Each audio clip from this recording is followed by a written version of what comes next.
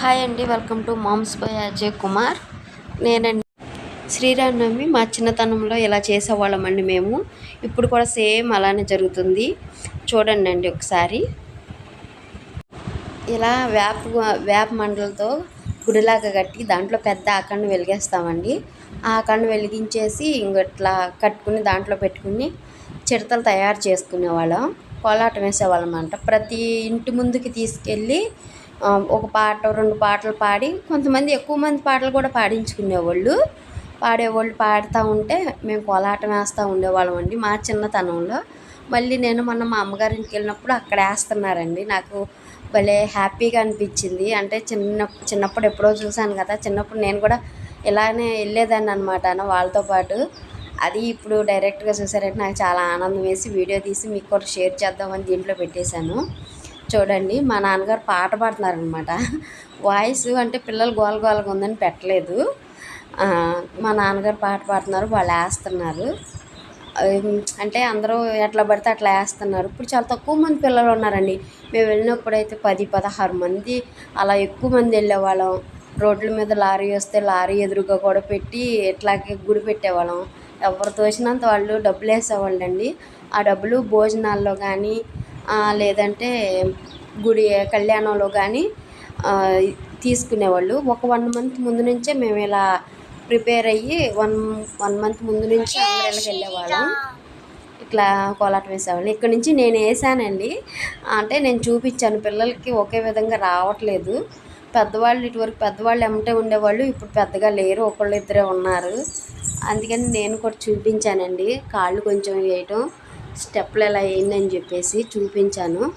నాకైతే చాలా ఆనందంగా ఉంది. చాలా అంటే చాలా అండి. ఏదైనా పాత జ్ఞాపకాలు, పాత రోజులు పాతవి కదా, మా విలేజ్లో వేయటం అనేది నాకు ఇంకా హ్యాపీగా అనిపించింది. ఈ వీడియో చూసి మీకు నచ్చితే షేర్ చేయండి, లైక్ చేయండి, కామెంట్ కూడా చేయండి. అండ్ మీ ఊర్లో శ్రీరామనవమి ఎలా చేస్తారో కూడా చెప్పండి. అండ్ మా విలేజ్లో అని చెప్పాను కదా, ఇదే మా అమ్మగారి సైడ్ అనమాట. ఇక్కడ వేరే చోట ఉన్న చోట కూడా బాగా చేస్తారండి శ్రీరామనవమి. మాకు వచ్చేసి స్పెషల్ వచ్చేసి ఇదనమాట, నవమికి. దీన్ని మేము దేవుడు వస్తున్నాడా అని అంటాం అనమాట. బాగా విలేజ్ కదండి, ఎంజాయ్ చేసేస్తాము. మళ్ళీ హ్యాపీగా ఉంటుంది, బాగుంటుంది. జై శ్రీరామనవమి కానీ శ్రీరామనవమి కానీ ఇట్లా మాకు చిడతలతో భజన చేయటం ఆనవాతి అనమాట. ఇంకా పెద్దవాళ్ళు వస్తే చెక్క భజన కూడా చేసేవాళ్ళండి. పెద్దవాళ్ళు పెద్దగా రావట్లేదు. అంటే ఆ వయసు వాళ్ళు పాడినంతగా ఈ వయసు వాళ్ళు, ఇప్పుడున్న జనరేషన్ వాళ్ళు రావరు కదా తొందరగా. ముగిచ్చేసేస్తున్నారండి. మా పెదనాన్నగారు అక్కడ ఉన్నది. మా పెదనాన్నగారు పెద్ద అనమాట. ఇంకొక 2 బయట ఉన్నారు. వాళ్ళేమో 2 పాటలు వేసి రండి అని అంటున్నారు. ఎవరికి తోచినంత వాళ్ళకి దండం పెట్టుకుని డబ్బులు ఆడేసాలి. అండ్ మీకు ఒక విషయం చెప్పాలి కదా, అక్కడ వెలుగుతుంది కదా అఖండం. ఈ అఖండం నెల రోజులు, శ్రీరామనవమికి 3 నెల రోజులు అఖండం అలానే వెలుగుతూనే ఉంటుందండి. గుళ్ళో కూడా అట్లానే ఉంటుంది. వెలిగేదాన్ని సాయంత్రం పూజ అయిపోయిన తర్వాత తీసుకొచ్చి గూట్లో పెట్టుకుని తీసుకొస్తామండి మేము ఇల్లంటే. ఈ అఖండాన్ని అంటే నెల రోజులు వెలుగుతుందంటే మీరు అర్థం చేసుకోండి అఖండం ఎంత పవర్ఫుల్గా ఉండిద్దో. అండ్ మాకు విలేజ్ కదండి, రోజు ఎవరో ఒకరు పూజ చేస్తూ ఉంటారు. అండ్ అఖండం కొండెక్కకుండా కూడా అలానే ఉంటారండి. అది ఆరిపోకుండా ఉంటారనమాట.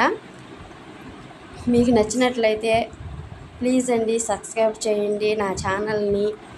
కొత్తగా ట్రై చేస్తున్నాను కదండి, మా విలేజ్లో ఉన్నాయన్నీ మీకు చూపిస్తాను. అండ్ మా వాళ్ళు కూడా బయలుదేరుతున్నారు బయటికి. పాట పెట్టాల్సింది మీకు కూడా బాగుండేది, కొంచెం వింతగా ఉండేదేమో songs.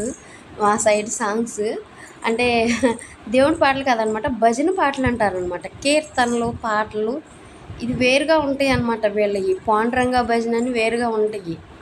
Okay friends, thank you friends అందరికీ. ఇప్పుడు దాకా చూసిన వాళ్ళు మీ అందరికీ. ప్రతిరోజు ప్రతి ఇంటికి వెళ్తారండి. అంటే ఒక్కో ఏరియాని ఒక్కో రోజు పంచుకుంటారనమాట మా వాళ్ళు. Okay friends, bye friends, thank you ఇప్పుడు దాకా చూసినందుకు.